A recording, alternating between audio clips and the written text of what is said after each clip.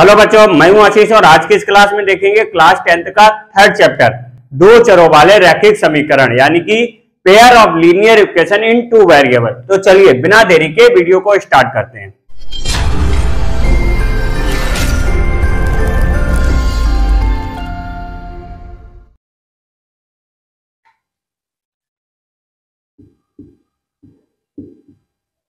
अध्याय 3 जिसका नाम है दो चरों वाले रैखिक समीकरण। दो चरों वाले रैखिक समीकरण योग यानी दो चरों वाले रैखिक समीकरण योग, जिसको इंग्लिश में कहते हैं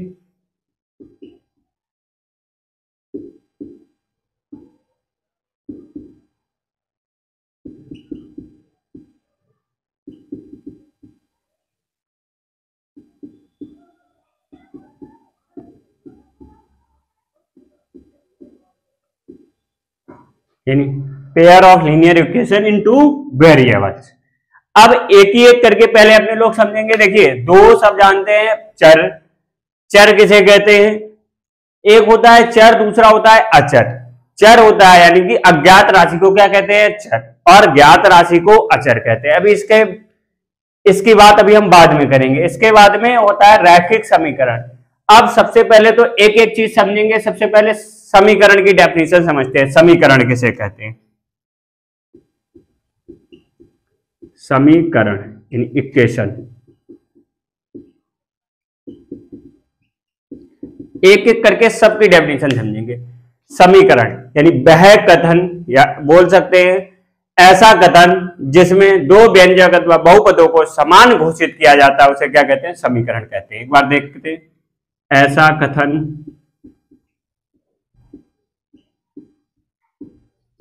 जिसमें दो व्यंजक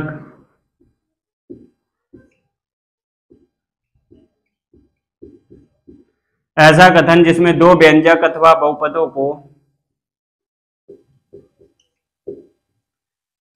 को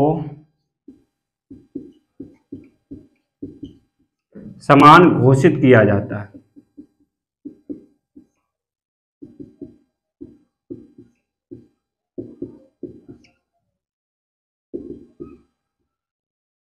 समीकरण कहलाता है।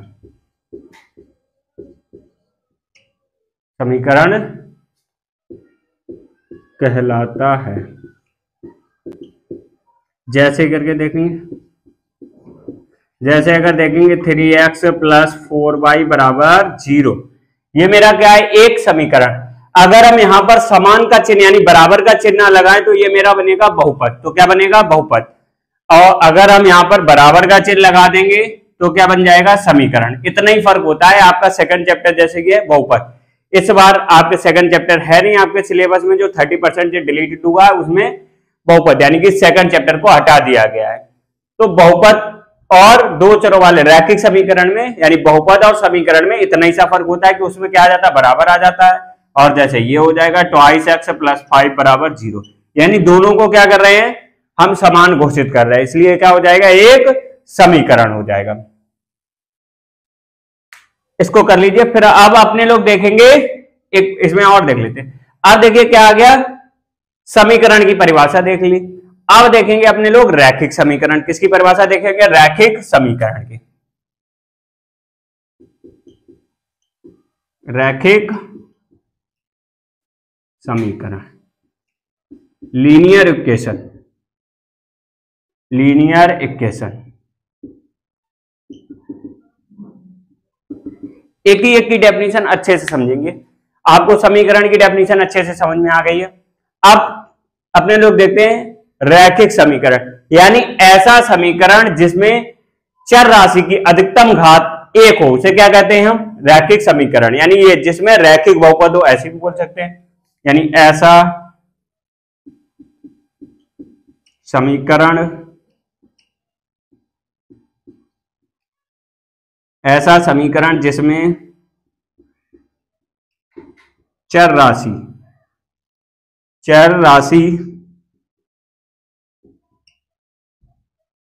चर राशि की अधिकतम घात, चर राशि की अधिकतम घात 1 हो,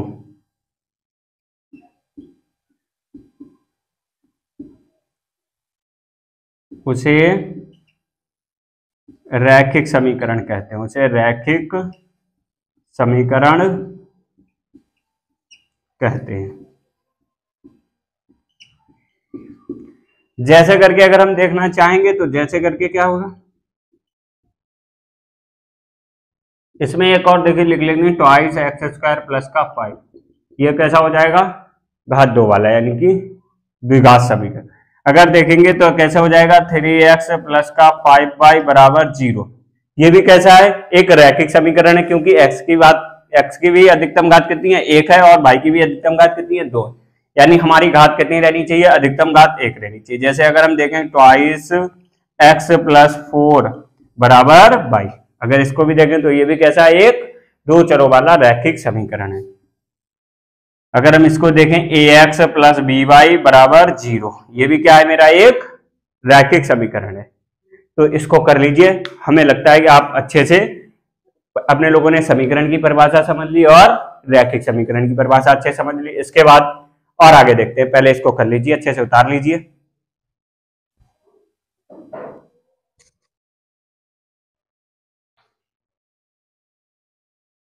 अब देखिए अगली डेफिनेशन देखते हैं, 2 चरों वाले रैखिक समीकरण। अब अगली डेफिनेशन देखते हैं, 2 चरों वाले रैखिक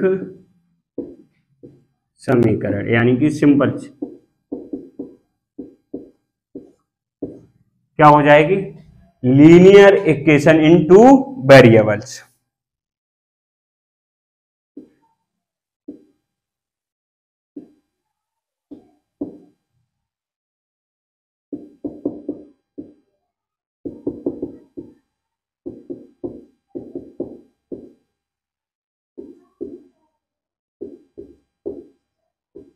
लीनियर इक्वेशन इन 2 वेरिएबल, 2 चरों वाले रैखिक समीकरण। इसकी डेफिनेशन हो जाएगी सिंपल सी, ऐसा रैखिक समीकरण जिसमें केवल 2 ही चरों से 2 चरों वाले रैखिक समीकरण कहते हैं। यानी ऐसा समीकरण, सॉरी ऐसे करके लिखेंगे, ऐसा रैखिक समीकरण, ऐसा रैखिक समीकरण जिसमें केवल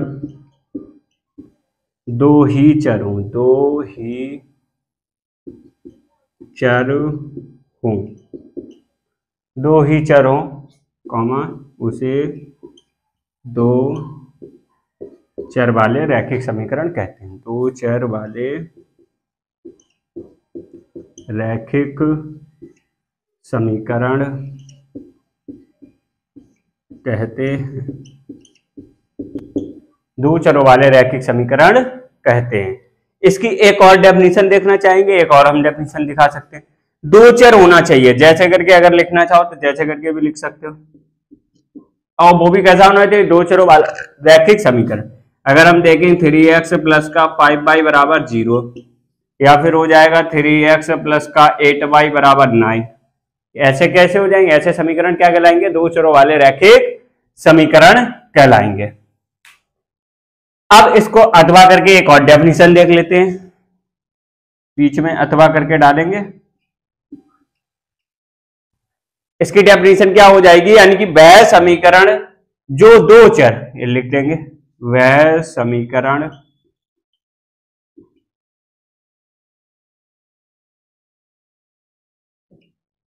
जिसमें 2 चर, जिसमें 2 चर, यहां पर रैखिक लिख लेना है, 2 चरों वाले रैखिक,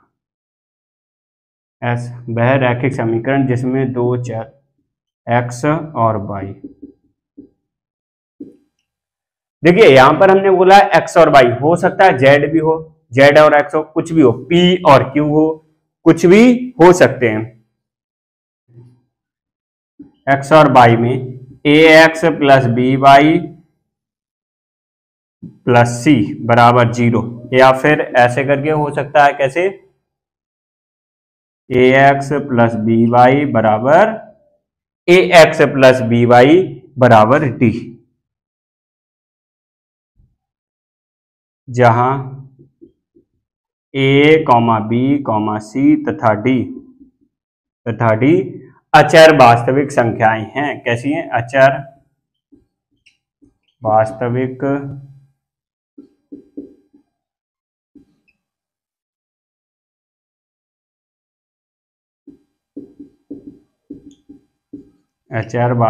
संख्याएं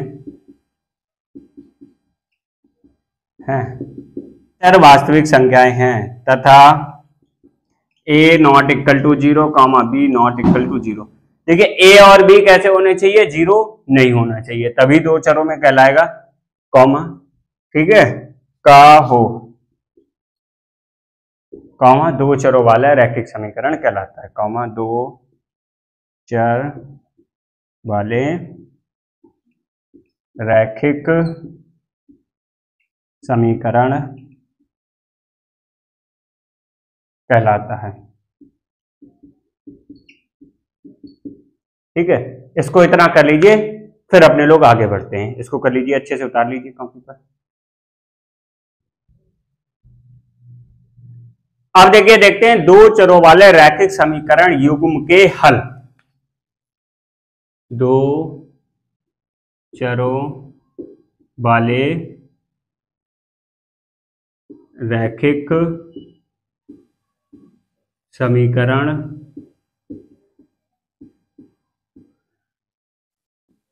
युग्म के हल। इसकी इंग्लिश हो जाएगी दो चरों वाले रैखिक समीकरण युग्म के हल, यानी इसके सॉल्यूशन ऑफ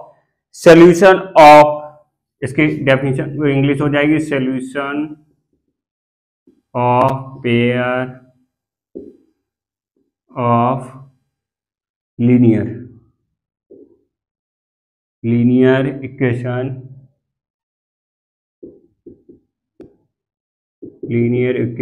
इनटू वेरिएबल।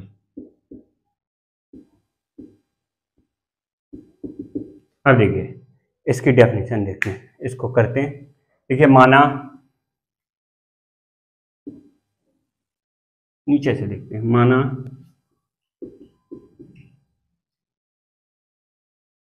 माना a1x plus b1y plus c1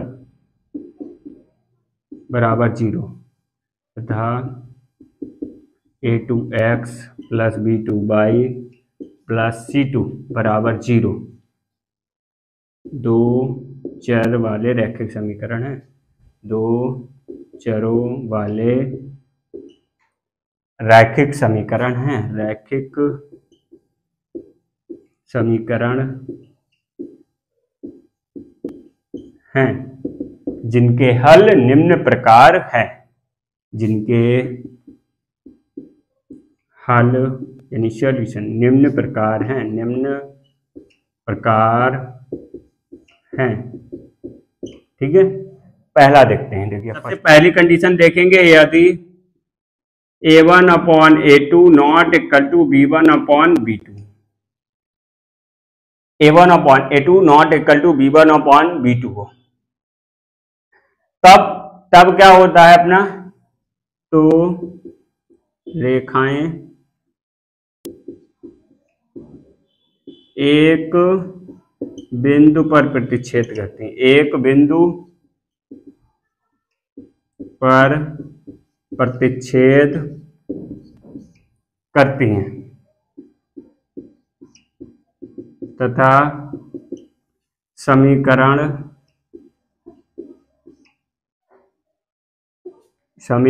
युग्म का अद्वितीय हल होगा, अद्वितीय यानी यूनिक, अद्वितीय हल होगा। कैसा हल होगा? अद्वितीय। इसका एक ग्राफ भी देखिए, अगर देखना चाहो तो बन जाएगा। कैसे? इस टाइप से होगा। हम छोटा सा बना रहे ग्राफ, क्योंकि हमें तीनों कंडीशन इस टाइप से कोई रेखा हो गई, ये एक मेरी एल हो गई और ये एम, दो रेखाएं एक बिंदु पर प्रतिच्छेद करेंगे, जितने बिंदु पर प्रतिच्छेद करें उतने उसके हल होंगे। ठीक है, अब दूसरी कंडीशन देखते हैं, यानी अगर मेरी ये वाली कंडीशन हो a1/a2 कैसा हो, a1/a2 not equal to b1/b2 हो, जैसे करके भी देख लेंगे। जैसे एक और एग्जांपल देख लो, जैसे करके अगर हम देखें 2x प्लस का 5y बराबर 0 और क्या हो 8x प्लस का 9y बराबर कितना बराबर प्लस 8 बराबर 0 हो, तब देखेंगे अगर हम इसमें तुलना करेंगे, देखिए दिए गए समीकरण की अगर हम इनसे तुलना करें, हम देखिए यहां पर लिखते नहीं, हम देखिए इनसे तुलना करेंगे जो हमारे समीकरण दिए कौन से, a1x plus b1y plus c1 बराबर 0 तथा a2x plus b2y plus c2 बराबर 0 से तुलना करेंगे तो ये मेरा निकल के आएगा a1 बराबर 2, b1 बराबर 5 और c1 बराबर कितना हो जाएगा 0। यहां से a2 बराबर मेरा निकल के आएगा 8 और b2 बराबर आएगा अपना 9 और c2 बराबर आएगा 8। अब अगर हम देखेंगे ये निकालेंगे a1/a2 इक्वल टू b1/b2, देखेंगे क्या मेरे बराबर हैं। सबसे पहले तो a1/a2 निकालेंगे, कितना आ जाएगा 2/8 बराबर आ जाएगा 1/4 और b1/b2 निकालेंगे तो कितना आएगा 5/9। ये दोनों आपस में बराबर नहीं है, स्पष्ट है कि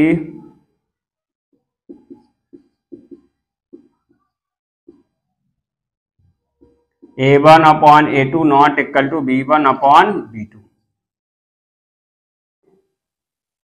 अतः रेखाएं कैसी होंगी, अतः रेखाएं एक बिंदु पर प्रतिच्छेद करेंगी तथा इनका अद्वितीय हल होगी। लिख देंगे अतः रेखाएं एक बिंदु पर प्रतिच्छेद करें, एक बिंदु पर प्रतिच्छेद करेंगी तथा इनके अद्वितीय हल होंगे, अद्वितीय हल होंगे। इसके बाद इसको कर लीजिए, फिर अपने लोग देखेंगे बाद में, इसको कर लीजिए पहले उतार लीजिए, आप अपने लोग दूसरी और तीसरी कंडीशन और बची है उसको अच्छे से देखते हैं। यानी कि पहली कंडीशन मेरी ये है a1/a2 not equal to b1/b2 हो, तो रेखाएं कैसे करेंगी, प्रतिच्छेद करेंगी एक बिंदु पर और इनके अद्वितीय हल होंगे, यानी यूनिक, एक ही हल होगा, वो भी कैसा होगा यूनिक, ऐसा नहीं कि लोग अच्छे से करते हैं। अब देखिए दूसरी कंडीशन देखते हैं अपने लोग, कौन सी दूसरी कंडीशन, ये देखिए दूसरी कंडीशन कहती है यदि a1/a2 equal to b1/b2 not equal to c1/c2 हो, कैसी हो, दूसरी कंडीशन है a1/a2 equal to b1/b2 not equal to c1/c2 हो, तो रेखाएं समांतर होंगी, समांतर होंगी, कैसी होंगी, तो रेखाएं समांतर होंगी तथा समीकरण युग्म के तथा समीकरण युग्म का कोई हल नहीं होगा, कोई हल नहीं होगा, यानी इसका कोई हल नहीं होगा। जैसे करके अगर हम देखेंगे तो क्या हो जाए, जैसे करके अगर हम देखेंगे एक समीकरण अगर देखें, इसका ग्राफ और अच्छा बना लीजिए, ग्राफ जैसे करके ये देखिए ग्राफ इस टाइप से होंगे, दोनों कैसे रहेंगे, समांतर।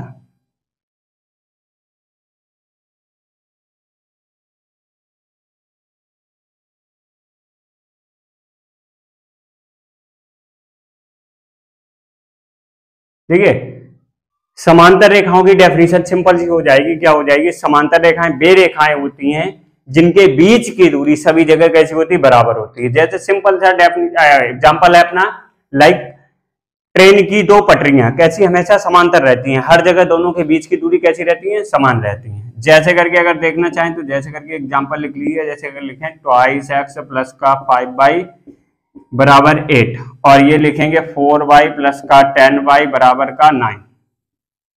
ये हो। अब देखिए इनकी अगर हम तुलना करेंगे, दिए गए समीकरण से तुलना करेंगे तो ये मेरा निकल गया a1 बराबर 2, b1 बराबर का 5 और c1 बराबर का माइनस का 8, a2 बराबर का 4 और b2 बराबर का 10 और c2 बराबर का माइनस का 9। अब देखिए अपने लोग निकालेंगे क्या, a1 अपॉन a2 निकालेंगे तो ये आ जाएगा 2/4 बराबर आएगा 1/2 और b1 अपॉन b2 निकालेंगे तो ये आ जाएगा 5/10 बराबर आ जाएगा 1/2 और c1 अपॉन c2 निकालेंगे तो ये आ जाएगा माइनस का 8/9 तो ये आ जाएगा माइनस 8/9। अब देखिए स्पष्ट है कि कितना होगा, a1 upon a2 not equal to b1 upon b2 not equal to c1 upon c2। देखो ये 1/2 और 1/2 कैसा है, बराबर है, किंतु 8/9 इसके बराबर नहीं होगा तो लिख देंगे। अतः रेखाएं कैसी होंगी, समांतर होंगी तथा समीकरण युग्म का कोई हल नहीं होगा। इसको कर लीजिए, फिर अच्छे से फिर आगे करते हैं। अब देखिए इसकी तीसरी कंडीशन देखते हैं। देखिए जब a1 अपॉन a2 यदि a1 upon a2 equal to b1 upon b2 equal to c1 upon c2 हो तो कैसा हो जाएगा, तब रेखाएं समपाती होंगी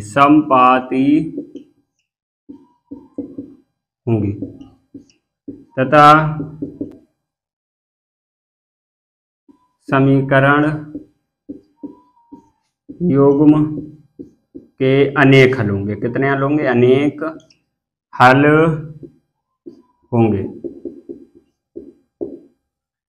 हल होंगे।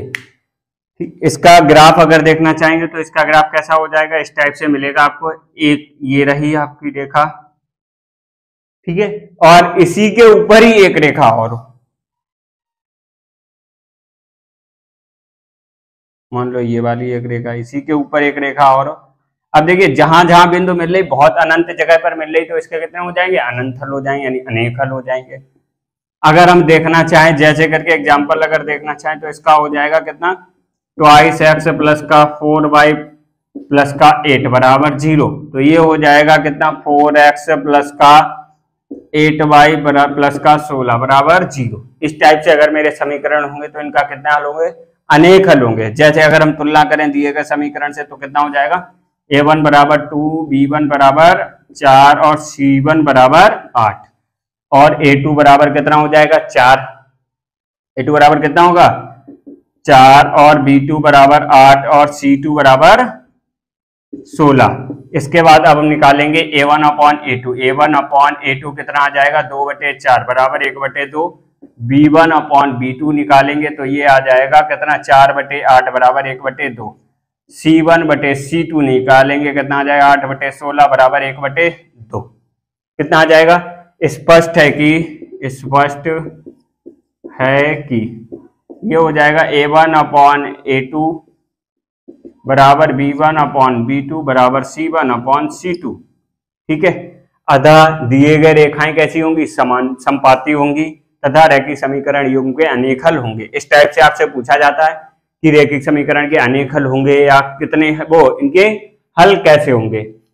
और इसमें एक मजेदार क्वेश्चन आता है कि के का मान बताइए जब रैखिक समीकरण के अनंत हल हैं, और तो तब आपको ये वाली कंडीशन लगानी होगी। इन तीनों कंडीशन से एक क्वेश्चन 6 नंबर का अवश्य रहता है आपके बोर्ड एग्जाम में, तो इनको अच्छे से कर लीजिए। इसके बाद मिलते हैं अपने लोग कल अपने लोग डॉक्टर हर्षरूप शर्मा की बुक से नई एक्सरसाइज करेंगे, यानी 3A। मिलते हैं कल एक नई क्लास में।